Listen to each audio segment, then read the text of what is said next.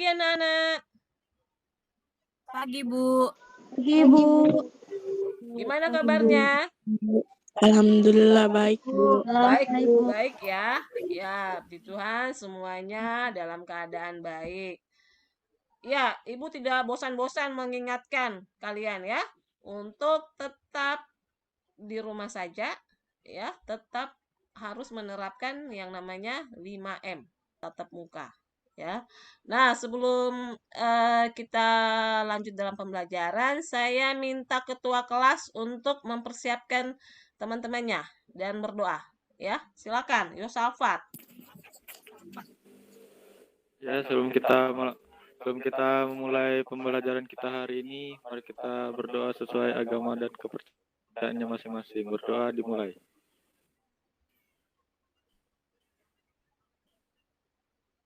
Berdoa selesai. Ya, terima kasih Yosafat.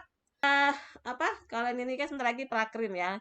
Jadi harus lebih semangat lagi. Pembelajarannya harus lebih semangat lagi karena apa yang kamu dapatkan di sekolah itu yang kalian praktekkan nanti di tempat praktek kalian. Ya, jadi jangan sia-siakan waktu kalian. Walaupun Ibu lihat, sudah lengkap enggak pakaiannya? Ayo dibuka kameranya, videonya. Mantap Yosafat. Ibu suka sekali. Walaupun kalian berada di rumah, tetapi pada saat pembelajaran ya kita harus menggunakan seragam sekolah. Ibu akan masuk ke dalam materi kita ya. Tapi sebelumnya Ibu mau mengingatkan. Kira-kira nih materi minggu lalu kita bahas tentang apa? Ada yang masih ingat? Iya, kenapa Putri? Pasca panen. Pasca. Materi kita pada hari ini itu kita membahas tentang menerapkan pengendalian mutu pasca panen. Sebentar. Oke, ini materi kita. Ya. Kita akan membahas menerapkan pengendalian mutu hasil pemanenan ikan. Ya. Tapi sebelumnya, Ibu mau mengingatkan. Ibu kemarin sudah men-share materi di Google Classroom. Ada yang sudah baca?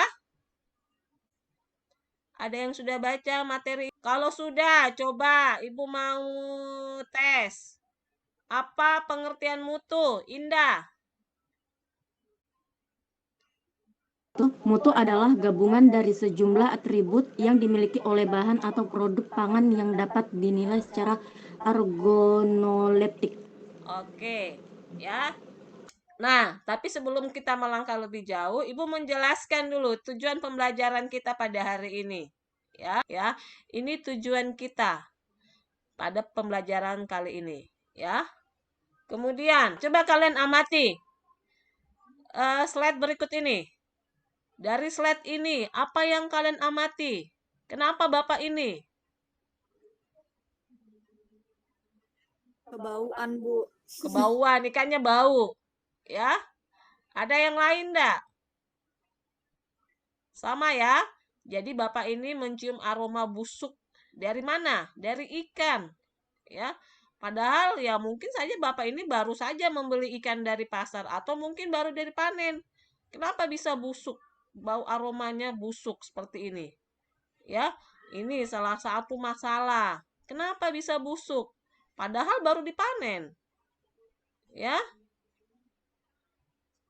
Oke, kemudian ini apa yang kalian amati dari gambar ini?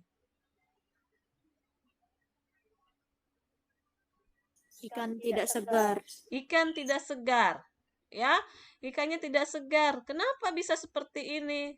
Ya, kenapa bisa seperti ini? Semuanya masalah yang kalian harus diskusikan nanti. Ikan baru panen kok sudah busuk, ya kan? Ikan baru dipanen kok sudah rusak. Nah, ini yang bisa membuat kalian rugi besar nanti ketika kalian menjadi pengusaha ikan. Nah, oleh karena itu kita harus mempelajarinya. Bagaimana cara mengendalikan mutunya? Ya, supaya pada saat kita panen, kita jual masih dalam keadaan segar. dan sampai ke konsumen pun pada saat dia makan masih segar. Ya, ini yang kalian harus pecahkan masalahnya, carikan solusi dari masalah ini. Ya, itu yang kalian diskusikan nanti. Ya. Oke, kita masuk dalam pengertiannya. Nah, tadi kan Ibu sudah bilang, ya, Ibu sudah membagikan materi Ibu di Google Classroom. Nah, tujuannya untuk apa Ibu membagikan sebelum hari ini, hari pembelajaran ini, ya supaya kalian bisa membaca, memahami materi Ibu. Karena kan kita tahu bahwa daring itu waktunya sebentar, ya. Jadi ini pengertian mutu yang tadi disampaikan oleh Indah, ya. Jadi pengertian mutu adalah gabungan dari sejumlah atribut yang dimiliki oleh bahan atau produk pangan yang dapat dinilai secara organoleptik. Ya, organoleptik. Maksudnya apa itu? Ada yang bisa menjelaskan enggak? Organoleptik, dinilai secara organoleptik. Bagaimana kita bisa mengatakan ikan itu masih dalam keadaan segar? Dinilai secara organoleptik. Ayo, ada yang bisa menjelaskan enggak? Ada yang bisa menjelaskan? Bagaimana ciri-ciri Organoleptik itu, Bu. Organoleptik itu untuk menguji indera, sensor gitu, Bu. Jadi dilihat dari tubuh ikannya. Oke, betul sekali lagi Ciri-cirinya. ya, Naila. Hebat Naila ini. Ibu kasih nilai bonus, nanti ada bonus buat Naila ya. Oke, jadi betul yang dikatakan Naila itu diuji secara kita menggunakan panca indera kita dengan melihat organoleptik ikan tersebut, organ-organ ikan tersebut menggunakan sensorik kita, ya. Yang pertama kita melihat matanya, mata ikan. Ya, apakah dia masih dalam keadaan segar? Kita bisa lihat dari matanya. Matanya masih cerah nggak? Bening nggak? Silakan dibaca. 3 faktor kerusakan yang mempengaruhi penurunan mutu produk perikanan. Kerusakan fisik disebabkan oleh perlakuan fisik seperti terbanting, tergencat, atau terluka. Kerusakan kimiawi, penurunan kandungan senyawa kimia pada produk perikanan dapat terjadi selama proses pencucian dan pemanasan. Kerusakan mikrobiologi disebabkan oleh berupa bakteri, virus, jamur, kamir, ataupun protozoa. Iya kan. Oke, sampai sini kita masuk lagi slide berikutnya. Ya. Tahap penurunan mutu. Ada 3. Tahap pre-rigor, rigor mortis, dan post-rigor mortis. Ya. Ada yang bisa menjelaskan? Coba Yosafat. Ibu mau dengar suaranya Yosafat, ketua kelas kalian. Dibuka kameranya, nak. Ya baik, saya di sini akan menjelaskan 3 tahap penurunan mutu. Yang pertama ada tahap pre-rigor, yaitu ikan masih keadaan segar. Kalau tahap rigor mortis itu badan ikan sudah kaku. Tahap post rigor mortis, ikan sudah tidak segar atau mengalami pembusukan. Iya, betul sekali ya. Jadi tahap pre-rigor itu di mana ikan masih dalam keadaan segar. Masih sama seperti saat dia masih hidup kondisinya.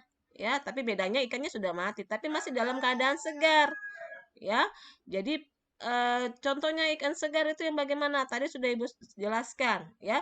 Kalau ikan segar itu matanya masih cerah, aromanya masih spesifik ikan apa amis ikan, kemudian insangnya masih cerah berwarna merah, kemudian dagingnya masih elastis dan sebagainya.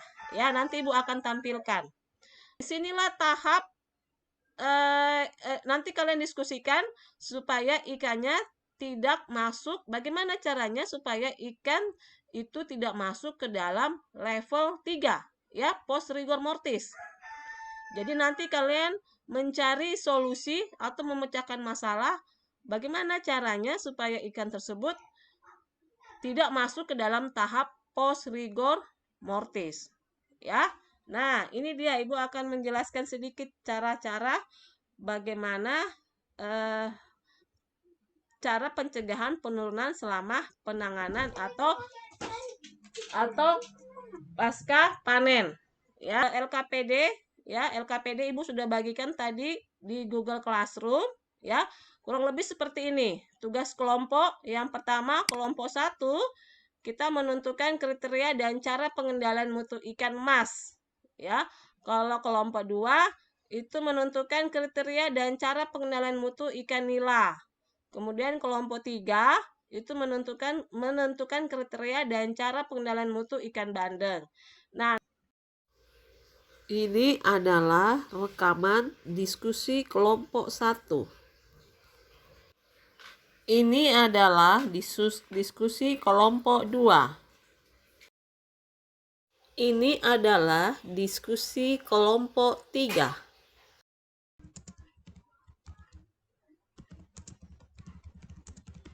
Ya, Ibu ucapkan terima kasih ya, kalian sudah aktif dalam berdiskusi. Ibu tadi sudah lihat di Google, di WhatsApp kalian, ya WhatsApp grup kalian.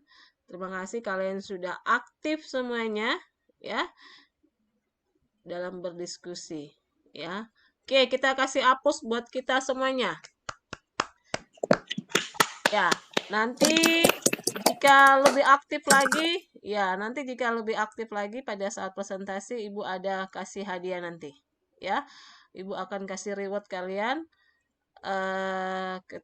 kalau misalnya nanti pada diskusi lebih aktif lagi, ya, lebih aktif bertanya, lebih aktif menjawabnya, ya. Oke.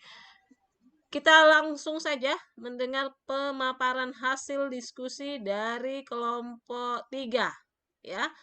Kelompok 3, silakan. Siap-siap nanti kelompok 1 ya yang bertanya ke kelompok 3. Ya, atau misalnya mau kelompok 2 mau bertanya silakan, ya. Tapi ya Ibu persilakan dulu kelompok 3 untuk menyampaikan hasil diskusinya. Nanti kelompok 1 atau kelompok 2 silakan mengajukan pertanyaan ya. Oke, kelompok 3 silakan Nak, dipersiapkan. Kalian diskusikan tadi. Assalamualaikum warahmatullahi wabarakatuh. Perkenalkan, nama saya Muhammad Rafer Rusli dari kelompok 3 dan teman-teman saya. Saya Putra Manda. Saya Rostini. Dan saya Yosafat. Kami akan mempresentasikan hasil pengamatan kami beberapa kriteria mutu yang baik dan pengendalian mutu ikan, yaitu nama bahan produk ikan lele. Kriteria mutu yang baik, mata cerah dan bening dan gembung, daging putih dan elastis, aroma amis segar, insang berwarna merah cerah dan dilapisi lendir. Penurunan mutu ikan lele berbau busuk, ukuran tidak seragam sehingga terjadinya kontaminasi. Pengendalian dari ikan lele, pengendalian melakukan pendinginan atau pembekuan, melakukan pencucian dan penyiangan isi perut, melakukan grading dan sortasi. Oke. Hasil dan analisis dari data pengamatan yang di atas. Yang pertama, tidak dilakukan pre-culling atau pembekuan atau pendinginan. Yang kedua, ikan mengalami kontaminasi dengan ikan yang sudah mengalami pembusukan. Sekian dari kelompok kami, kurang lebihnya dimaafkan. Ada pertanyaan? Ya, kelompok 1 silakan Nak. Pertanyaannya apa? Jadi ini tadi hasil jangan ditutup dulu Nak. Jadi ini tadi Oh iya, Bu. hasil diskusi dari kelompok 3 masalah pengendalian mutu terhadap ikan lele ya. Jadi dia mana tadi Nak? Bentar, Bu. Jadi tadi kalau tidak salah itu penurunan mutunya apa tadi? Ikannya lembek ya? Apa? Nah, ini dia tadi, berbau busuk. Ya.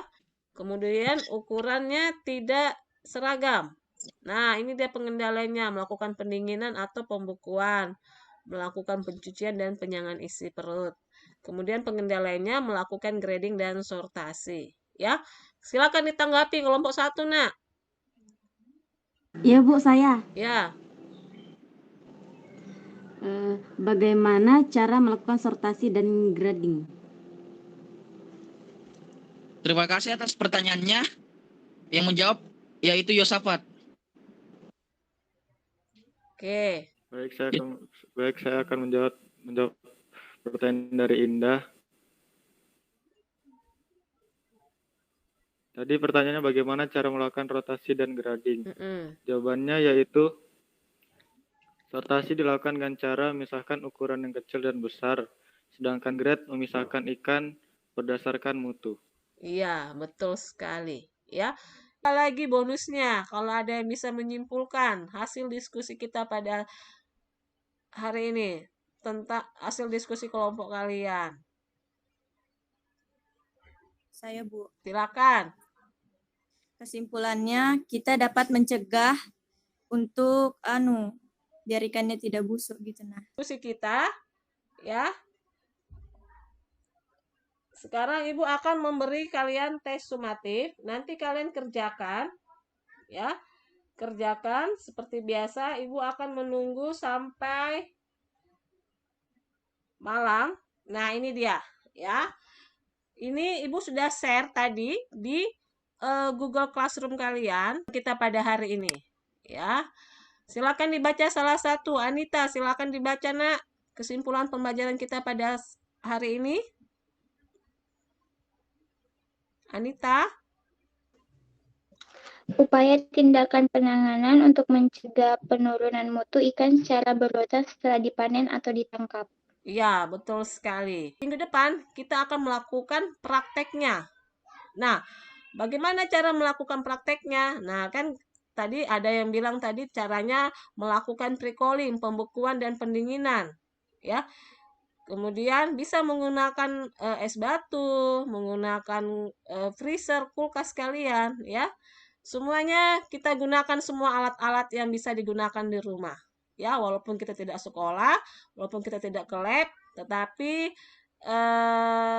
kita bisa menggunakan alat-alat seadanya di rumah. Yang jelas intinya prinsipnya sama. Ya, prinsip pengendaliannya sama.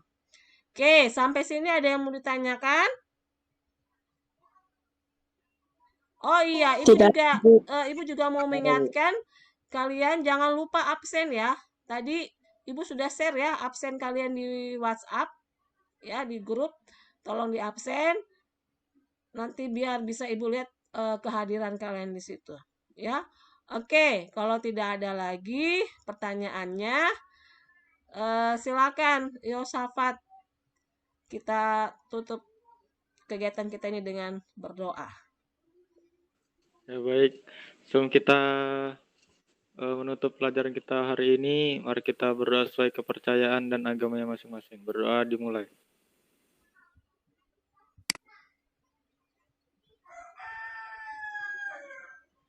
Berdoa selesai. Oke, sebelum kita ini akhiri, coba tolong buka semua kameranya. Oke, terima kasih semuanya. Ini pertemuan kita pada siang hari ini. Terima kasih dan semangat pagi. Pagi, luar biasa. Oke.